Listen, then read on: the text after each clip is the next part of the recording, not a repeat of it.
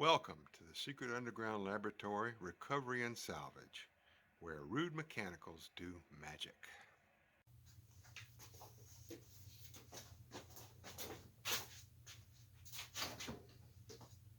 Starlight, star bright, I wish upon a star tonight. I wish I may, I wish I might, have this wish I wish tonight. And today, we're going to make this hanging star into a hanging lamp. First thing I need to do is repair this hinge, which is just two pieces of sheet metal soldered to the bar. Use this little drill bit as a mandrel. Try and draw it back down tight.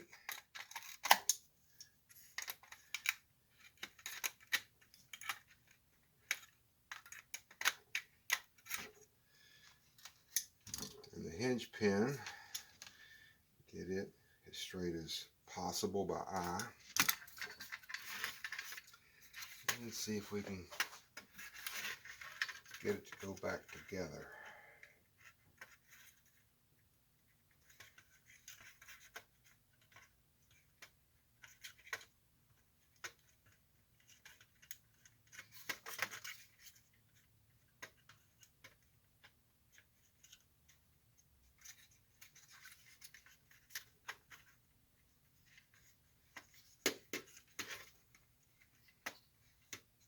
Okay, I'm going to call that a win. I'm going to use this keyless single contact socket. It's going to be mounted right about in this space here, so there'll be plenty of room to reach in there and change the light bulb. And I have to make something to hold the socket in place inside this pyramid shaped tip here on the light.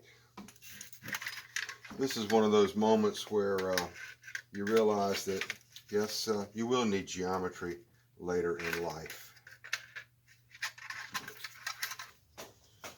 Now this angle that I measured is actually twice the angle I need for the tilt of the blade. So let's put this on here. My handy little digital protractor. I can see that I've got 38 degrees. Half of that, we'll call it 19. No need to be more precise than the material allows. And then hit 0. Put that on my blade, tilt it until it reads 0 again.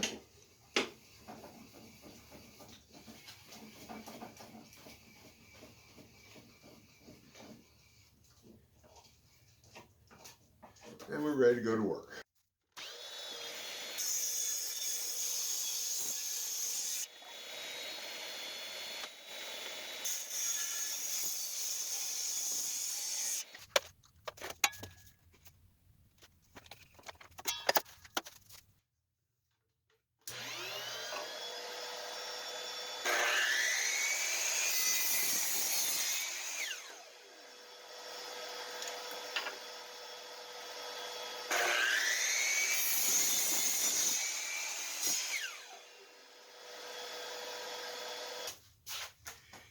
Now I need to drill a hole down the middle of this piece. I've had people ask me why I build all these little jigs and fixtures for the drill press, and they seem to think it's like a waste of time, but I just show them my fingers. They may be pretty beat up, but they're all still here.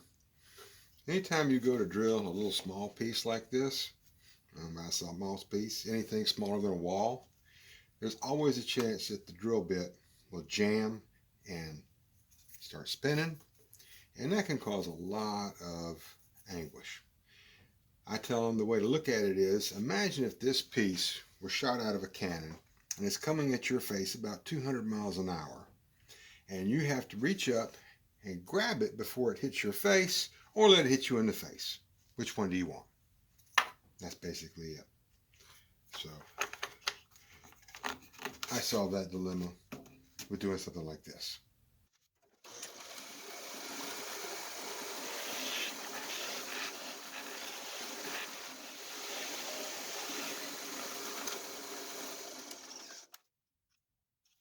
We're back at the lamp bench.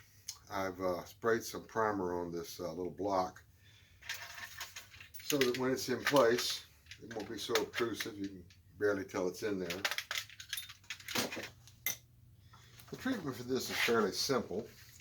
We just have to assemble everything like it was a string of beads and get it all in order.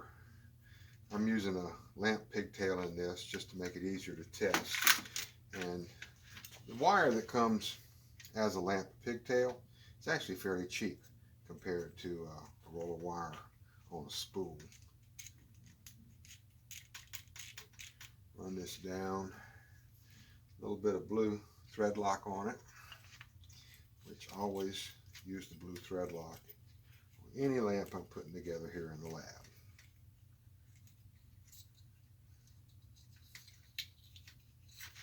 And since this is going to be a hanging fixture, I'm not going to need a underwriter's knot like I usually have.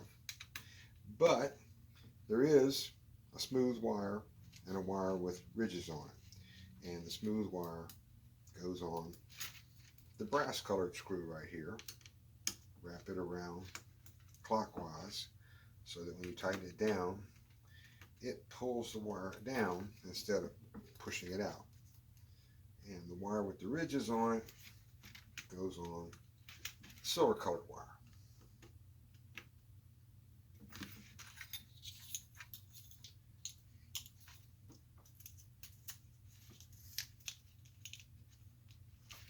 And it all snaps together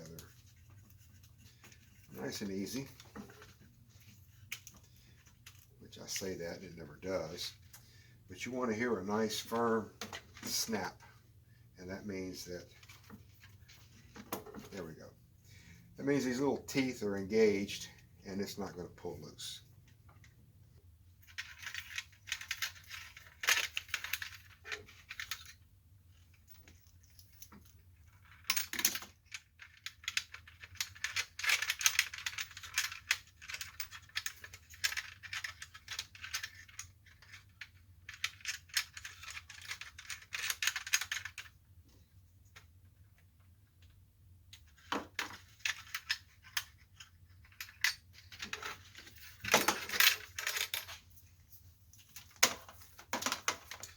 And the last piece is a little cord protector that screws onto the end, and that eliminates the chance of the wire getting chafed by the pipe, because it's going to be swinging around in the wind and who knows what else.